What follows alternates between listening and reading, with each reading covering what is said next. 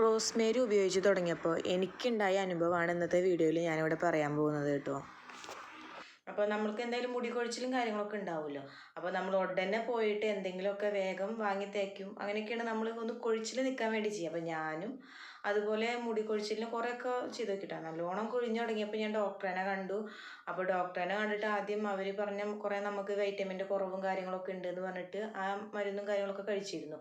എന്നിട്ടും കുറവൊന്നും ഉണ്ടായിരുന്നില്ല. ഡോക്ടറിന് പോയി കാണുക, പിന്നെ അവരൊരു ഹെയർ സ്പ്രേ തന്നിരുന്നു. അതൊക്കെ ഉപയോഗിച്ചു. കുറേ പേര് നിർത്തി വെച്ചു.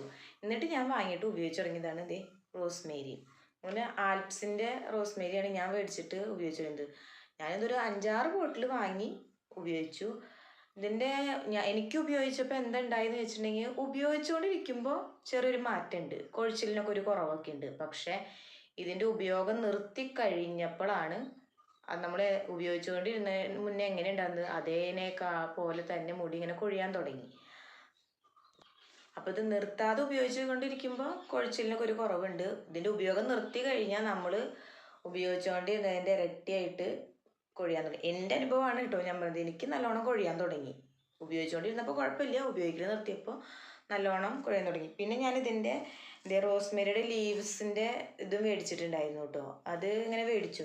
അപ്പോൾ എനിക്ക് ലീവ്സിനേക്കാളും നല്ലതായിട്ട് തോന്നിയത് നമ്മുടെ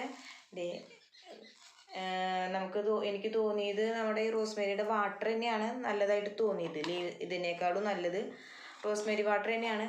പക്ഷെ റോസ്മേരി വാട്ടർ എനിക്ക് അത്ര എങ്ങോട്ട് വെച്ചാൽ നമ്മൾ ഉപയോഗിക്കൽ നിർത്തി കഴിഞ്ഞപ്പോൾ നമ്മുടെ ഇരട്ടി മുടി അതുപോലെ കൊഴിയാനാണ് തുടങ്ങിയത്.